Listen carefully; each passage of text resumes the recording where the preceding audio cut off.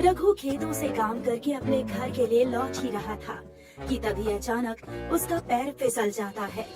अरे रे मेरा पैर, हाय मर गया रे। अरे कोई बचाओ रे मुझे। पैर फिसल जाने की वजह से रघु के पैर में बहुत बुरी तरह चोट आ जाती है। वो लंगड़ाता हुआ घर पहुंचता है।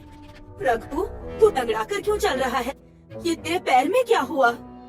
वो कुछ नहीं, बस जरा सा पैर फिसल गया था, मोच आ गई। हे राम, तू इसे जरा सी मोच कह रहा है? देख तो कितना सूज गया है। रुक, मैं हल्दी लाकर अभी जल्दी से इस पर लगा देती हूँ, इससे तुझे आराम मिलेगा। रघु की माँ जल्दी से उसके पैर पर हल्दी लगा देती है और उसे आराम करने के लिए कहती है। अगली सुबह, हे भगवान, इस पैर को भी अभी टूटना था। अगर आज से खेतों में काम करने नहीं गया तो मालिक मुझे काम से निकाल देगा। फिर खाने के लिए पैसे कहाँ से आएंगे? नहीं नहीं, मुझे कैसे भी हिम्मत करके काम करने तो जाना ही होगा। रघु जैसे ही काम पर जाने लगता है तभी उसकी माँ उससे कहती है, रघु, तेरे पैर में बहुत ज्यादा मोच आई हुई है, फिर तू ऐसे में काम कैसे करेगा? मैं तो कहती हूँ आज तू घर पर ही रहकर आराम कर। अरे एक दिन तू काम करने नहीं जाएगा तो कौन सा पहाड़ टूट जाएगा। तुम्हें नहीं पता माँ, वो मालिक कैसा है। अगर मैं आज काम पर नहीं गया तो मुझे काम से निकाल देगा। रघु अपनी माँ की बात बिल्कुल भी नहीं सुनता और वो लंगड़ाता हुआ खेतों पर काम करने के लिए चला जाता है। इस मोच की वजह से पैर भी बहुत दर्द हो रहा है और मुझसे ठीक से खड़ा भी नहीं हुआ जा रहा। ऐसे तो काम नहीं कर पाऊंगा। ऐसे अगर मालिक ने मुझे देख लिया तो मुझे पैसे भी नहीं मिलेंगे। रघु काम करने की कोशिश करता है पर पैर में बहुत अधिक दर्द होने की वजह से वो ठीक से खड़ा भी नहीं हो पा रहा था और वो एक पेड़ के नीचे जाकर बैठ जाता है। तभी इतने में ही उसका मालिक आता है। ये क्या, तू यहाँ आराम से बैठा हुआ है? पैसे मैं तुझे काम करने के देता हूँ, ना कि आराम करने के। अब जाकर काम कर, नहीं तो तुझे एक पैसा भी नहीं मिलेगा। मालिक, मेरे पैर में मोच आने की वजह से बहुत दर्द हो रहा है, इसलिए मैं काम नहीं कर पा रहा। वो मुझे कुछ नहीं पता, मुझे शाम तक कैसे भी करके काम खत्म मिल जाना चाहिए, नहीं तो तुझे एक पैसा नहीं मिलेगा। शाम हो चुकी थी लेकिन रघु कुछ भी काम नहीं कर पाता। तभी उसका मालिक आता है और देखता है। ये क्या, तूने अभी तक कुछ भी काम नहीं किया है? अब तुझे पैसा नहीं मिलेगा। और हाँ, तुझे कल से काम पे आने की जरूरत नहीं है। ऐसा मत कीजिए मालिक, मैं और मेरी माँ भूखे मर जाएंगे। रघु अपने मालिक के आगे बहुत मेहनतें करता है पर उसका मालिक उसकी एक नहीं सुनता, जिससे रघु बहुत ही दुखी होता है। सोचा था आज मालिक से कुछ पैसे लेकर घर के लिए राशन ले जाऊंगा, पर मालिक ने ना ही काम के पैसे दिए और ऊपर से कल से काम पर आने के लिए भी मना कर दिया। हे भगवान, अब क्या होगा? बिना पैसों के राशन कहाँ से आएगा? रघु ये सब सोचते हुए अपने घर की तरफ जा रहा था कि तभी ऊपर से जाते हुए एक परी के हाथ से उसका सुनहरा पंख छूटकर नीचे धरती पर गिर जाता है और रघु की नजर उस सुनहरे पंख पर पड़ती है। ये क्या चीज है? रघु उस पंख को उठा लेता है और उसे बड़े ध्यान से देखने लगता है। ये तो कोई सुनहरा पंख है। ऐसा पंख तो मैंने पहली बार देखा है, पर ये गिरा कहाँ से? फिर रघु उस सुनहरे पंख को अपने पास रख लेता है और अपने घर की ओर बढ़ जाता है। उसके बाद परी नीचे आती है और अपने सुनहरे पंख को ढूंढने लगती है। अभी तो यहीं गिरा था मेरा सुनहरा पंख, फिर कहाँ चला गया? अगर मुझे मेरा सुनहरा पंख नहीं मिला तो मैं अपने परी लोक में वापस नहीं जा पाऊंगी। परी बहुत देर तक अपने सुनहरे पंख को ढूंढती रहती है पर उसे वो सुनहरा पंख कहीं नहीं मिलता, जिससे वो बड़ी उदास हो जाती है। अगर वो सुनहरा पंख किसी गलत हाथों पे लग गया तो अनर्थ हो जाएगा। मुझे कैसे भी करके उसे ढूंढना ही होगा। तभी परी की नजर अपने सुनहरे पंख पर पड़ती है जो रघु के हाथ में होता है। वो रहा मेरा सुनहरा पंख। मुझे उस लड़के से अपना पंख लेना होगा, पर कैसे? मैं ऐसे तो उसके सामने नहीं जा सकती। परी अपना रूप बदलकर एक बुढ़िया के रूप में आ जाती है और कराहने लगती है। उसके रोने की आवाज सुनकर रघु रुक जाता है और पीछे मुड़कर देखता है। लगता है बेचारी बड़ी दुखी जान पड़ती है, इससे चलकर पूछता हूँ। फिर रघु उस बुढ़िया के पास जाता है। क्या हुआ अम्मा, आप रो क्यों रही हो और इतनी रात यहाँ क्या कर रही हो? वो बुढ़िया रोते हुए कहने लगती है। बेटा, 4 दिन से मैंने कुछ नहीं खाया है। भूख के मारे मुझसे चला भी नहीं जा रहा। उस बुढ़िया की ऐसी हालत देख रघु को उस पर बड़ी दया आ जाती है। अम्मा, आप परेशान मत होइए, आप मेरे साथ मेरे घर चलिए। भगवान तुम्हारा भला करे बेटा। फिर रघु उस बुढ़िया को अपने साथ घर लेकर जाता है। रघु, तू ये किसके लेकर आया है? कौन है ये? माँ, ये मुझे खेतों से लौटते समय मिली थी। बेचारी बहुत दिनों से भूखी है। माँ, इनके लिए कुछ खाने को ला दो। रघु की माँ रसोई में जाती है और जो कुछ भी उनके पास होता है वो उस बुढ़िया को खाने के लिए लाकर दे देती है। बुढ़िया भूखी होने की वजह से वो सारा खाना खा लेती है। भगवान तुम्हारा भला करे जो तुमने मुझ भूखी को खाना खिलाया, पर तुम लोगों ने तो कुछ भी नहीं खाया। हमारा क्या है, हम तो ऐसे ही सो जाएंगे। हमें तो आदत है भूखा सोने की, पर भूखे क्यों सोओगे? घर में बस यही था खाने के लिए जो आपको दे दिया, क्योंकि आपको इसकी इतनी ज्यादा जरूरत थी। तुम तो बड़े ही भले लोग हो। भगवान तुम्हारा अच्छा ही करेगा। अब तुमने मेरी इतनी मदद की है तो क्या एक रात मैं यहाँ सो सकती हूँ? हाँ, आप आराम से रहिए अम्मा। बल्कि अगर आपको किसी चीज की जरूरत हो तो बता देना। रघु और उसकी माँ ऐसे ही बिना खाए सो जाते हैं।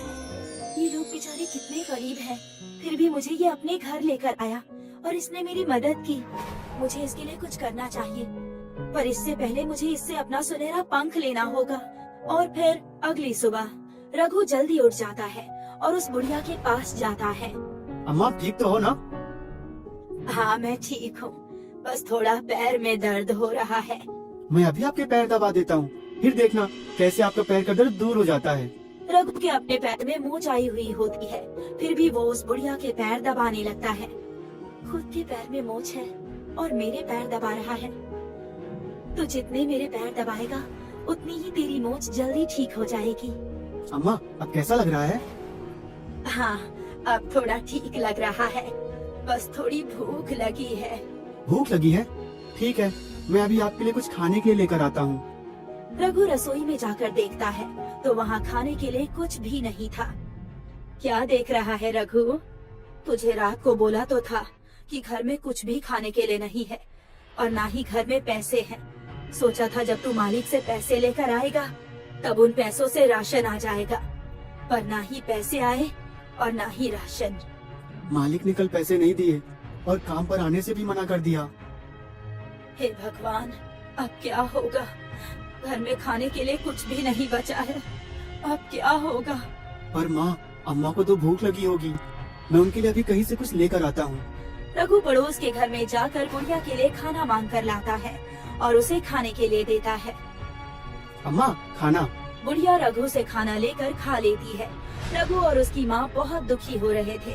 उन्हें इस तरह दुखी होते हुए देख परी को बहुत दुख होता है। ये लोग बड़े ही नेक दिल हैं और ईमानदार हैं और ये अपनी परीक्षा में भी खरे उतरे हैं। अब मेरा ज्यादा दिन यहाँ रहना ठीक भी नहीं है। मुझे इससे अपना सुनहरा पंख लेकर यहाँ से चले जाना चाहिए। फिर जैसे ही रात होती है और जब रघु गहरी नींद में सो रहा होता है तो परी उसके पास आकर बैठ जाती है। कितना मासूम है ये लड़का और ईमानदार भी। फिर परी उसके पैर पर अपना हाथ फेरती है और कुछ देर बाद जब रघु की नींद खुलती है और वो पानी पीने के लिए जैसे ही जाने लगता है तो वो देखता है कि ये क्या, मेरा पैर ठीक हो गया और दर्द भी बिल्कुल नहीं है। ये सब कैसे हो गया? मैं अब आराम से चल भी सकता हूँ और काम भी करने जा सकता हूँ। उसे इतना खुश होते हुए देख परी भी बहुत खुश हो रही होती है। तभी रघु अपने सामने बुढ़िया को बैठा हुआ देखता है। अम्मा, आप? अम्मा, देखो ना, मेरा पैर ठीक हो गया और ठीक से चल भी सकता हूँ। रघु, मैंने ही तुम्हारा पैर ठीक किया है। आपने मेरा पैर ठीक किया? पर कैसे?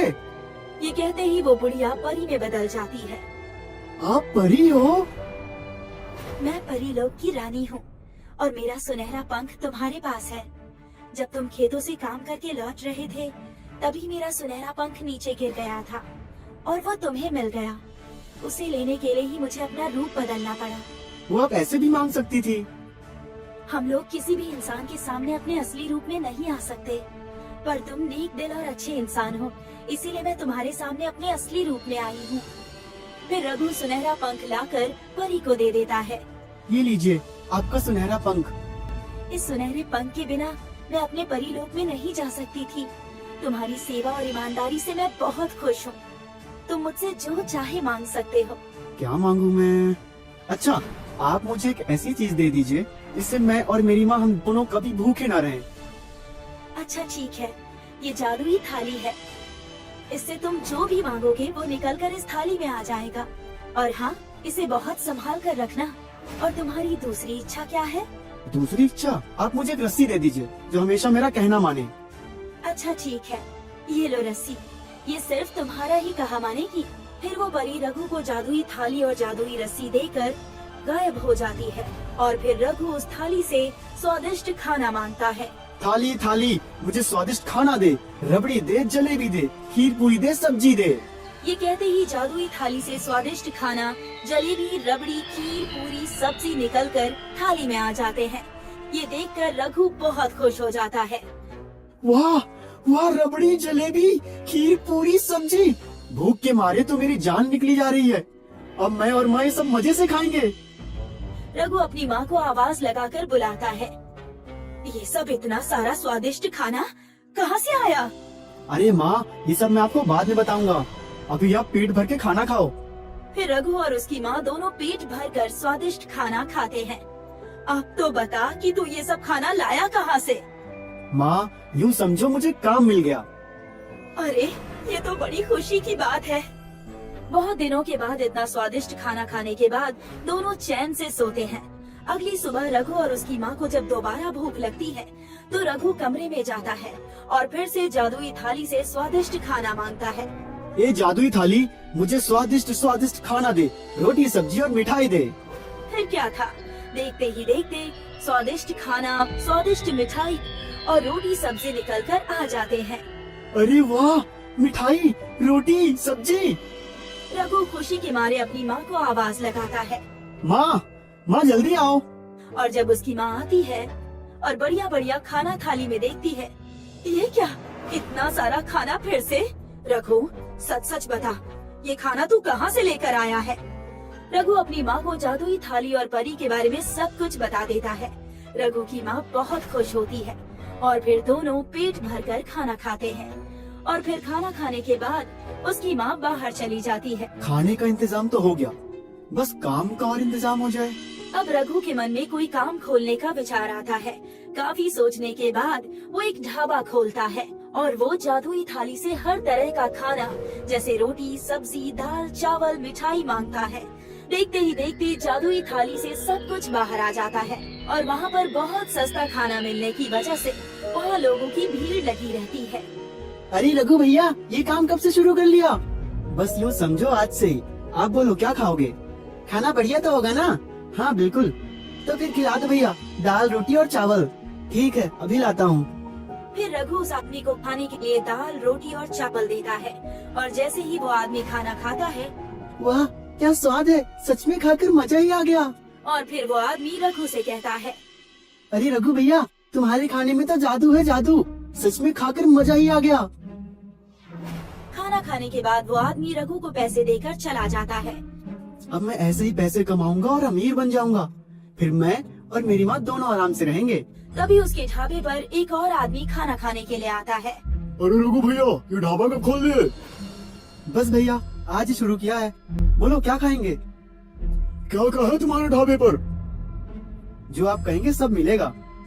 ऐसी बात है तो लगा दीजिए दूध, जलेबी, रबड़ी। फिर रघु अंदर जाता है। थाली थाली दूध, जलेबी, रबड़ी दे। रघु के कहते ही जादू थाली से दूध, जलेबी, रबड़ी निकलकर बाहर आ जाती है और वो उस आदमी को खाने के लिए दे देता है। ये लो भैया, आपकी रबड़ी जलेबी। आदमी के रबड़ी जलेबी खाते ही उसके मुंह से एक ही बात निकलती है, ऐसी रबड़ी जलेबी तो मैंने आज तक नहीं खाई। पर इसके पास कल तक तो एक भी पैसा नहीं था। आज फिर अचानक इसके पास ढाबा खोलने के लिए पैसे कहाँ से आ गए? कुछ तो गड़बड़ है, पता लगाना पड़ेगा। तभी वो फिर रघु से एक और चीज खाने के लिए मांगता है। अरे रघु भैया, तुम्हारी रबड़ी जलेबी तो बहुत ही बढ़िया है। सच में खाकर मजा ही आ गया।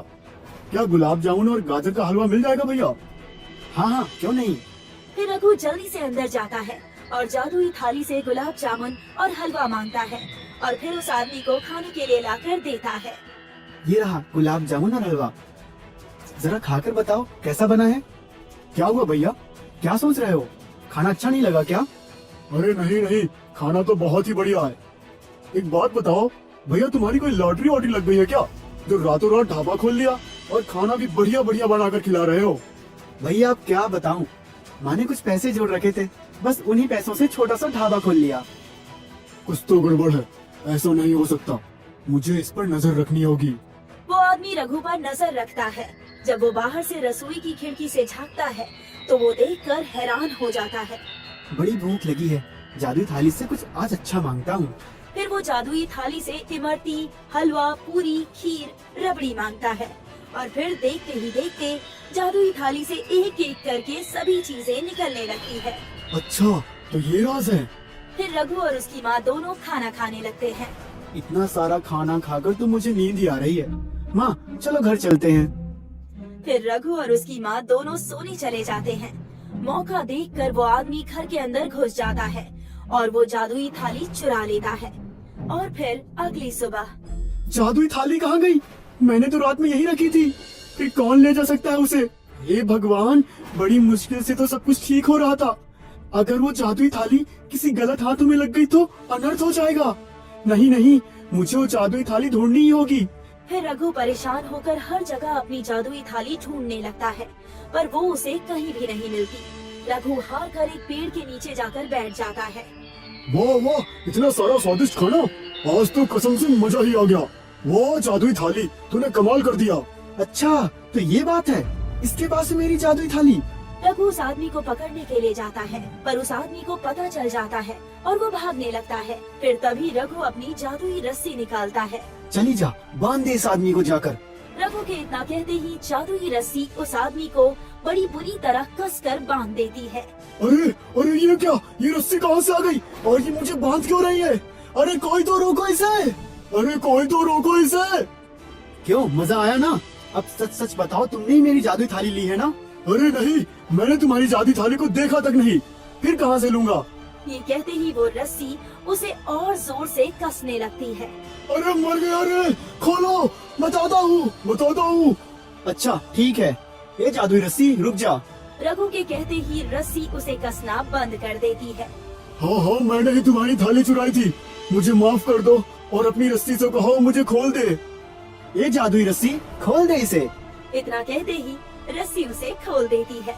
ये लो भाई तुम्हारी थाली। रघु अपनी थाली लेकर बड़ा ही खुश हो जाता है और घर चला जाता है।